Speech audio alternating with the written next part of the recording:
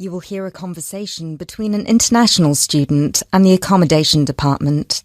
You have 30 seconds to look at questions 1 to 3.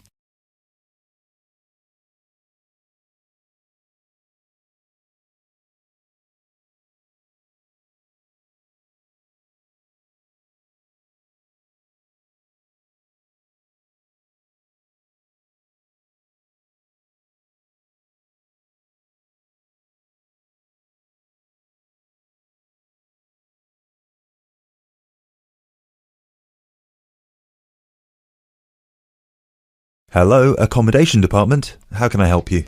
Do you look after accommodation for international students? Yes, we look after accommodation for all the students. Good. I hope you can help me then.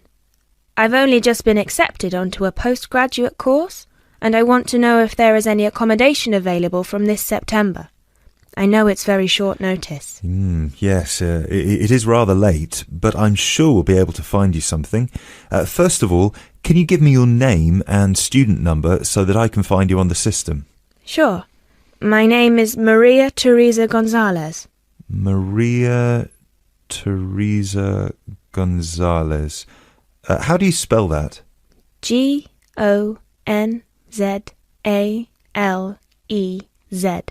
Thank you. Got it. And your student number, please?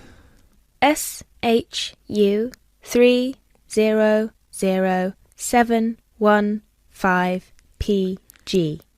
SHU 300715PG. Ah, here you are. Department of Modern Languages. Yes, that's me.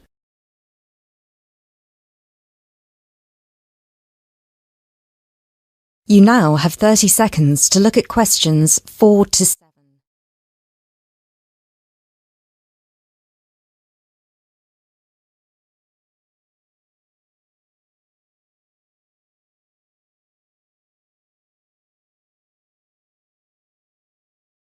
Okay, now there are several options for postgraduate students.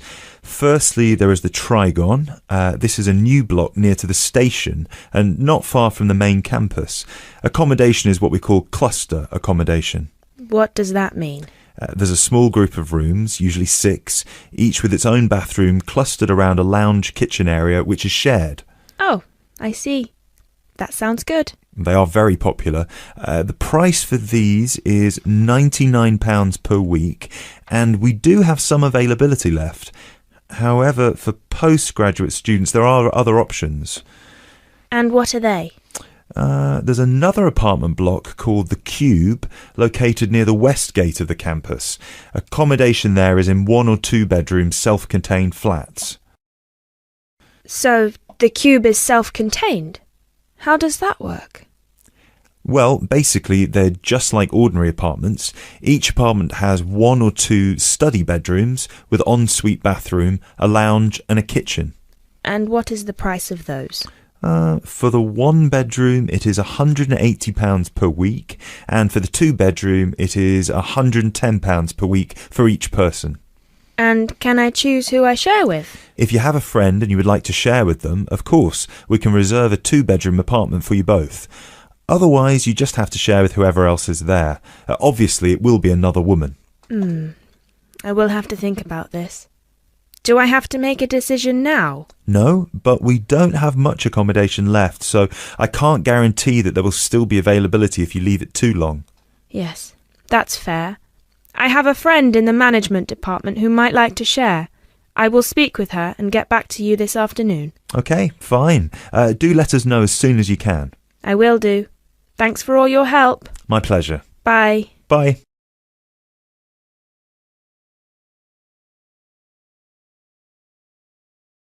That is the end of part 1. You now have half a minute to check your answers.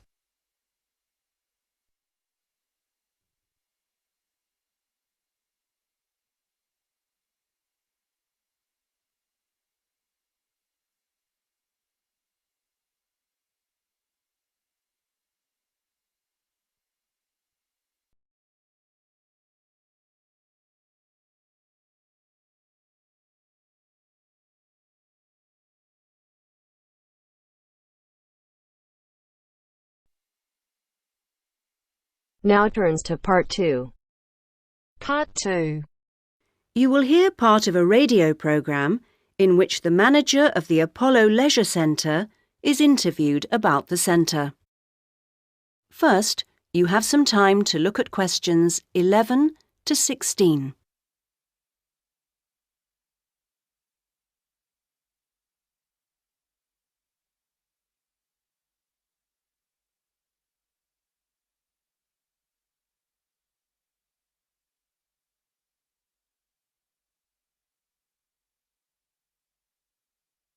Now listen to the first part of the interview and answer questions 11 to 16.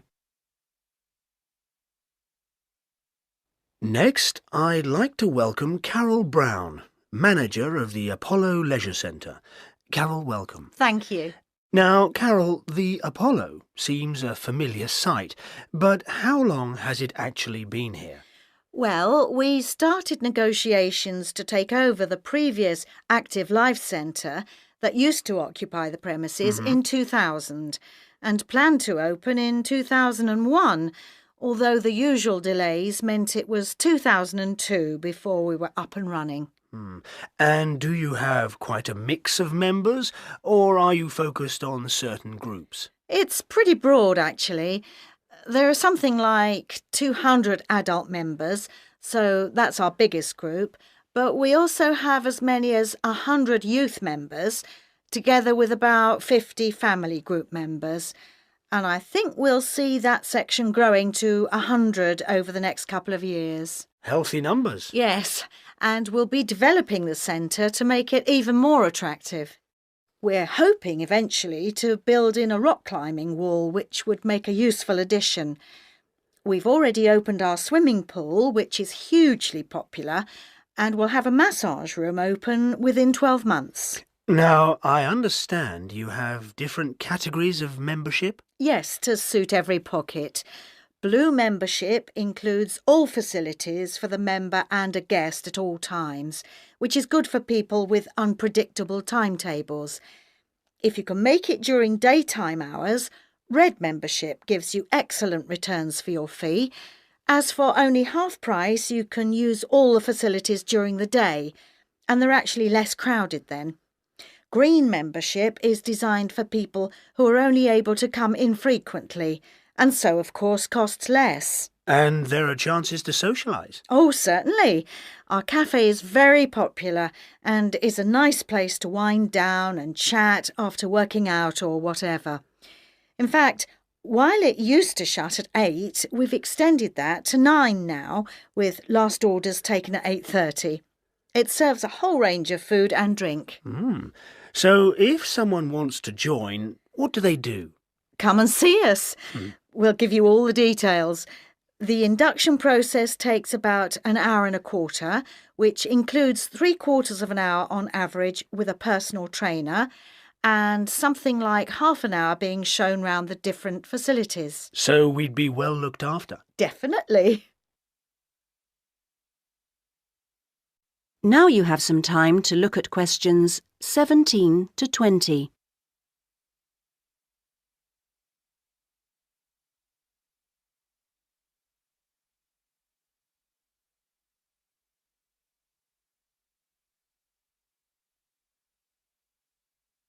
Now listen to the rest of the interview and answer questions 17 to 20. OK, now, Carol, can you give us some idea of what we could expect to get as members of Apollo? Sure. Well, let's take next Monday as an example. The early evening would begin with the programme of classes. Of course, members would also be at liberty to do their own thing. I'm just talking about the listed classes that we'll be offering. So let's say you're free to turn up at 4 p.m.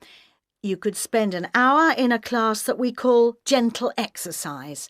This isn't a hard workout, as you might be imagining it, but a session designed for those who perhaps are not used to rigorous classes and would like something to ease them in. Right.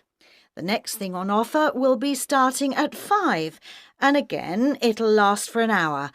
In contrast, this is what we simply call weightlifting.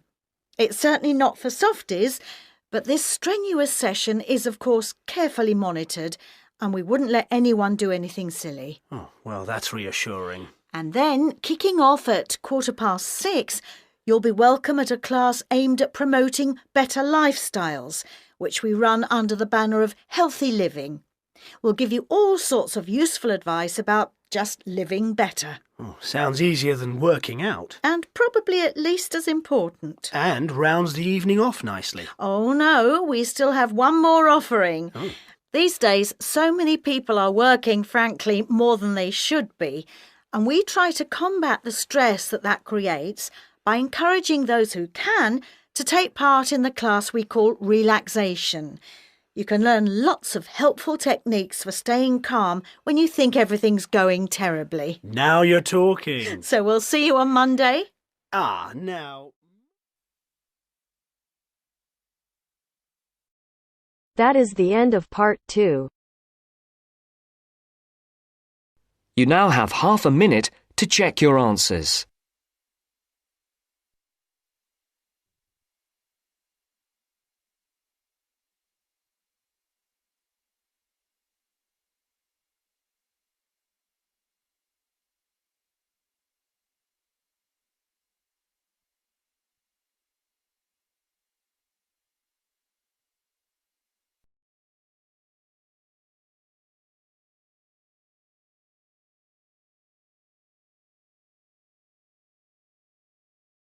Now turns to part 3.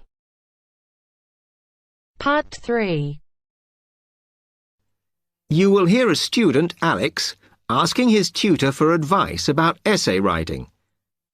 You now have 30 seconds to read questions 21 to 27.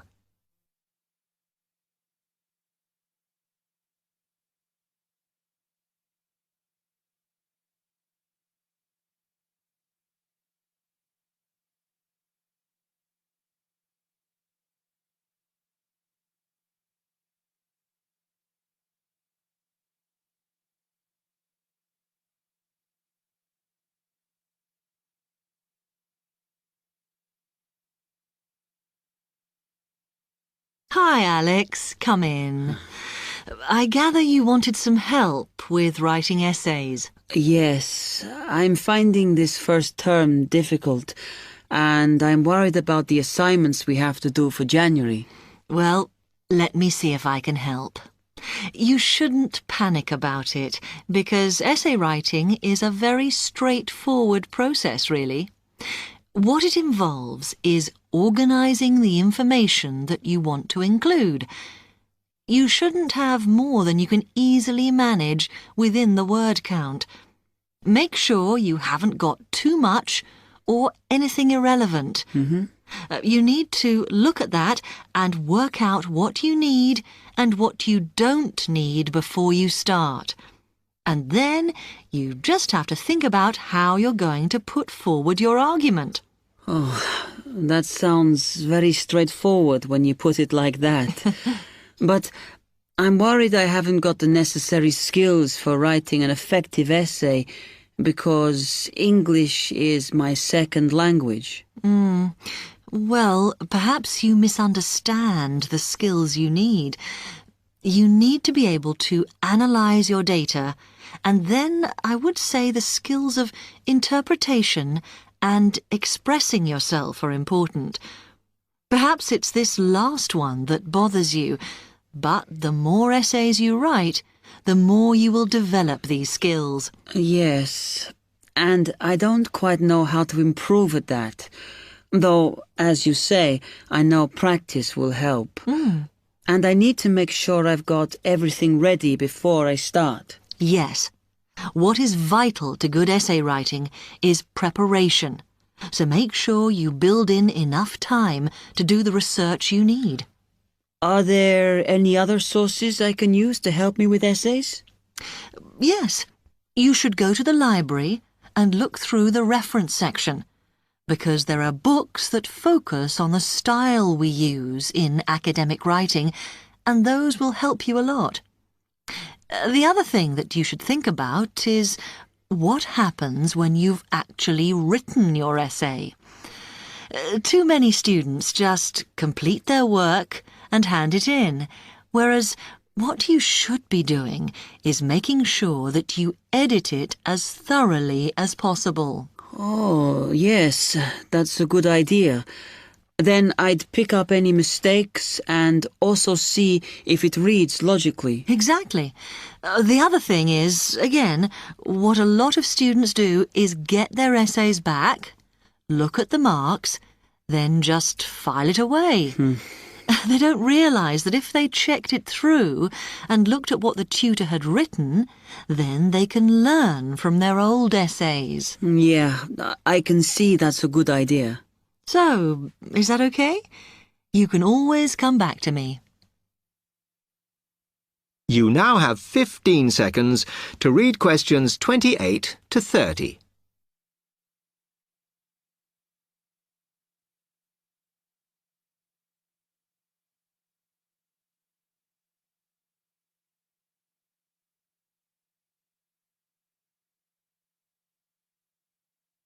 Actually, there were a couple of other things I wanted to ask you about essay writing.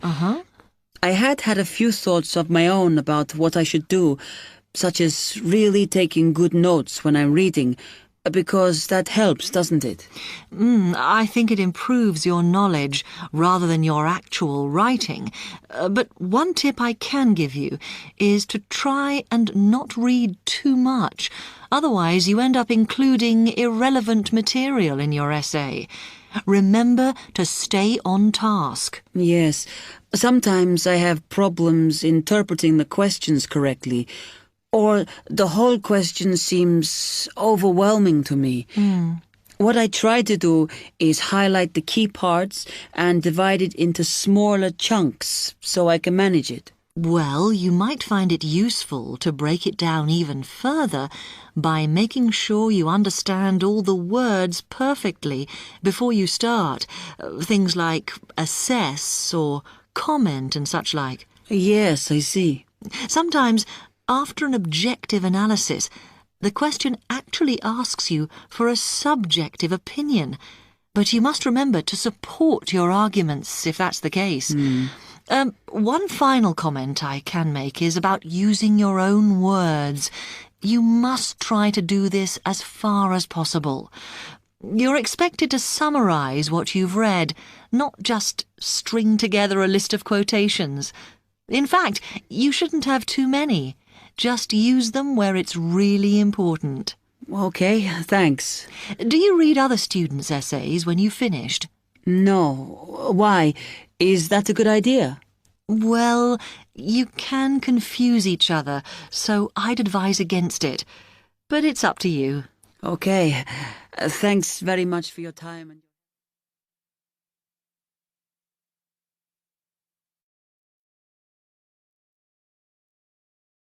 That is the end of part 3. You now have half a minute to check your answers.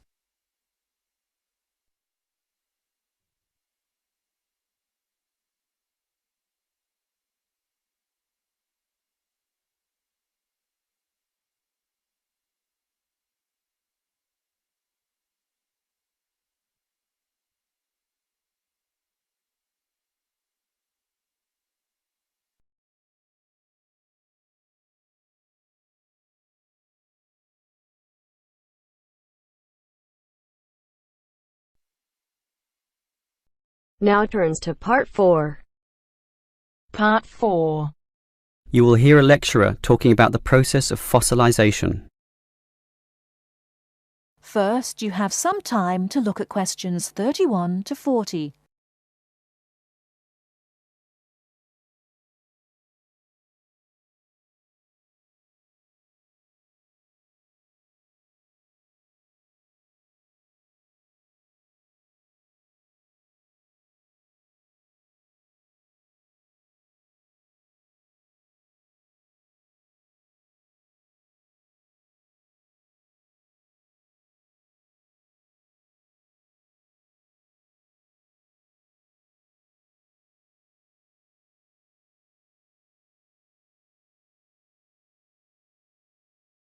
Now listen carefully and answer questions 31 to 40. The foremost exhibition in any great natural history museum is almost invariably a skeleton of a large dinosaur, often the famous Tyrannosaurus rex, or T-Rex as it's usually known. Thus, one would think that these skeletons are plentiful, one for each museum, and more to spare in the basement. Well, here's an interesting fact. Almost every one of those T-Rex skeletons are just copies of the original fossils, and we only have 20 sets of these in the whole world. And the most complete is still missing 1/5 of its bones, and the rest are missing a lot more. And given that these dinosaurs once numbered in the thousands and existed on this earth for perhaps 3 million years, you can realize an obvious fact. Fossilization is actually an extremely rare occurrence. Fossilization can only occur when, after an animal dies, it is buried in soft mud or silt relatively quickly before the body completely rots or is torn to pieces by scavengers. Given this fact, the overwhelming majority of fossils are in marine sediment, where former marine life sank to the sea bottom, where sediment was being continually deposited. This means that we have a fairly good idea of the life in Earth's ancient oceans, but a much sketchier view of the land-based life forms. Fossilization on land needs water and mud, meaning that it is most often near ancient river sites and lakes. But it is still so rare that there are, in fact, large stretches of geological time about which we don't quite know what was happening at all. So, given that fossilization is so rare, the natural question is, what can increase its odds? Well, fossilization mostly occurs with organisms which meet 3 basic criteria. 1, they must have hard body parts, for example, shells, plates, bones, and teeth. Unfortunately, the soft parts just rot away far too quickly to be fossilized. And I say unfortunately because it is often the soft fleshy features that most interest us. An elephant's trunk, for example, would not fossilize, and from the skeleton alone, we would never know the trunk was there. The second criterion for more likely fossilization is that the organism in question must have existed in considerable numbers and be spread over a wide geographical range. This simply increases the statistical probability that one of them will one day be fossilized and hopefully found. Finally, and by the same logic, the species needs to have existed on the Earth for a long time, and the longer, the better. So, these are the 3 main criteria, but there are others. Being a large size, for example, helps us to notice and discover them as fossils more easily, and being a marine organism, as mentioned, helps also. Trilobites, a strange sort of ancient crab, are a perfect example. Their body structure was one of hard plates. They existed over virtually the whole world of their time and over a huge span of geological history, over 250 million years in fact, one of the longest ranges of any creature ever. Added to this, some species could grow to relatively large sizes, and they lived in the sea. Perfect. These creatures meet all the criteria, and as a result, museums all over the world are spilling over with trilobite fossils of all shapes and sizes. As far as fossils go, they are common. So, let's think about T-Rex once again. It too basically meets all the criteria that we mentioned. It has hard parts, being the bones, had some dispersion, and had been around for a long time, although it cannot compare to trilobites in this respect.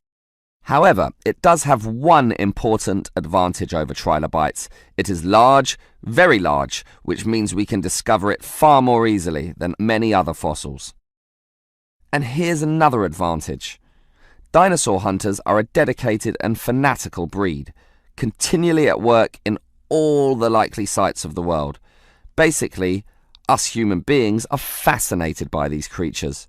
So much that we are always searching for them, probably more than any other types of fossil, meaning that more T-Rexes will inevitably spring up in the future, and one is certainly glad for this.